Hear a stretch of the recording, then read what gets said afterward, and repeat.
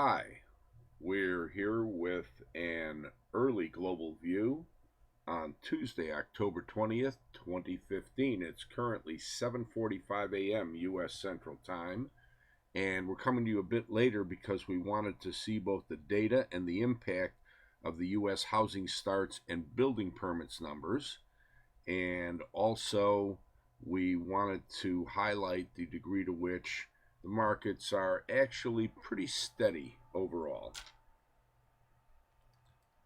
So the question is, what does all this mean to the markets? And as we noted previous, it's a bad news is good news market. So even though the U.S. Housing starts came in quite a bit better than expected, the other week data was already counterbalancing that after being lower earlier in the morning. The S&P 500 was right at 2025 early on a couple dollar lower activity after having been another few bucks lower than that in overnight trade. So we know that the market overran the key resistance back around the 2015 major weekly chart down break on the weekly chart channel. That's the down break from mid-August. And of course that led to the whole sell-off into the mid to low 1800 area before the market rebounded. After the test going back a couple weeks ago of the 1866 area, the market, in the wake of the U.S. employment report, terrible number, rebounded from below 1900, pushed above 1950, 1970, and ultimately above 1990. Now this was important because this was the downside reversal the market set up after the U.S. FOMC September 17th rate announcement and press conference, where at first it was good on the upside and then failed.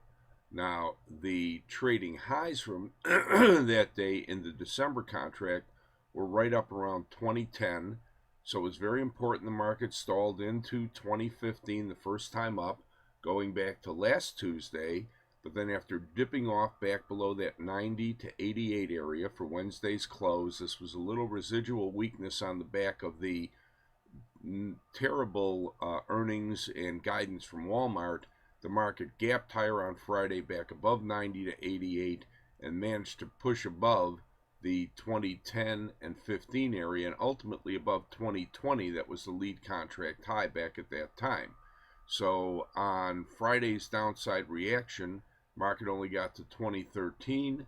On Monday's early lower activity, only to about 2015. Now, that said, the next resistance shouldn't be up till about 2035 to 40, with further resistance not until the 2060 area above that. However, you'll note that the upward channel through the course of the day today and onward upward from there is up to about that 2010 area. So this upward channel the market couldn't quite test out of late Wednesday into last Thursday, advancing to where its support now up around this key 2010 to 2020 range that had various previous indications. And it's also noteworthy that the hourly MACD has not been back below the upper runaway band. That pretty much does it for the short-term view of the S&P 500.